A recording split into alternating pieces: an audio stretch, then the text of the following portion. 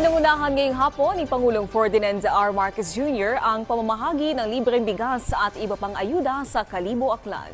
Sa naturang programa, muling binigyang diin ng Pangulo ang patuloy na pagsisikap ng pamahalaan upang masolusyonan ang problema sa bigas. Tiniyak din ng Pangulo ang pagpapalakas sa sektor ng agrikultura upang matulungan ang mga magsasaka at mangingisda. Kasabay nito, hinikayat niya ang publiko na aktibong makiisa sa aksyon ng gobyerno laban sa mga smuggler at nananamantala sa presyo ng produktong agrikultura.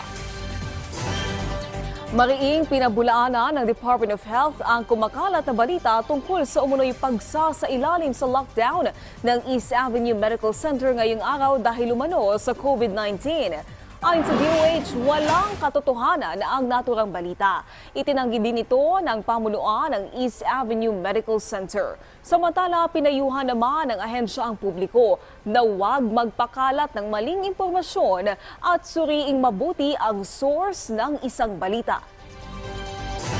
Samantala, alamin natin ang ibang balita mula kay Julius Pacot ng PTV Davao.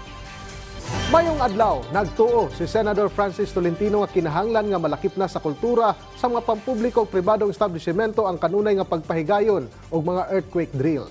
Gisugdan na sa senador ang kultura sa kanunay nga pagpahigayon og mga earthquake drill sa panahon nga mamahimo kining labaw sa Metro Manila Development Authority kon MMDA. Gawas niini, gikinahanglan usab nga mangunay mismo ang mga lokal o private engineers sa paghimo og kanunay nga pag-inspeksyon sa mga establishmento ilabi na nga gikinahanglan na kining i-retrofit. Sa iyang pagtambong sa ika-139th araw ng Santa Cruz kagapong adlaw, gihinumdom usab sa mga senador ang pagbisita niya niadtong tuig 2019 dang gitayog sa sagunsong linog ang probinsya sa Davao del Sur. Marami rin, nakapunta ako dito nung lindol noon sa Magsaysay. I was here. Nandun nga ako sa isang barangay Tagaytay, Magsaysay, kung saan nagkaroon ng tumulong tayo sa isang housing program. So, it should now be part of the culture, yung earthquake drills. Samtang magpahigayon og linga para sa mahirap barangay service caravan sa Davao City sa tibok bulan sa Oktubre, ang City Government of Davao.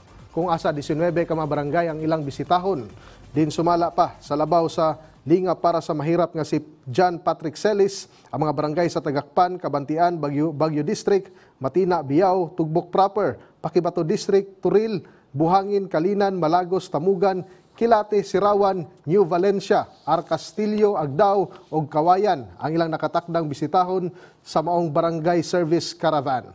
Aduna nay natala ang kapin 159,000 ka mga kliyente ang ilang natagan og serbisyo sugod Enero hangtod Setyembre ning tuiga, kung asa mas ni triple kini karong tuiga kumpara sa mga labay nga tuig. Ang linga para sa mahirap padayon nga muuban sa mga caravan sa City Government of Davao aron daghan pa ang ilang matagan og serbisyo labi na nga ana sa mga lagyong lugar dinhi sa syudad. Kita ato no kompleto murag almost sa tibuok bulan no na atong barangay caravan na nagaadto sa mga lagyong barangay. And mostly po sa kinatibukan po sa atong atuan nga mga barangay, ma'am, kay dito sa mga lagyong barangay. So kita jud ang mo visit sa ilaha aron mapadala nato atong mga government services dito sa ilahang barangay. Yeah.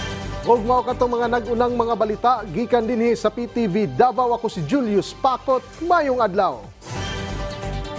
Daghang salamat, Julius Pacot. At yan ang mga balita sa oras na ito. Para sa iba pang update, i-follow at i-like kami sa aming Facebook at Twitter accounts at PTVPH. Ako po si Naomi Tiburcio. Magandang hapon.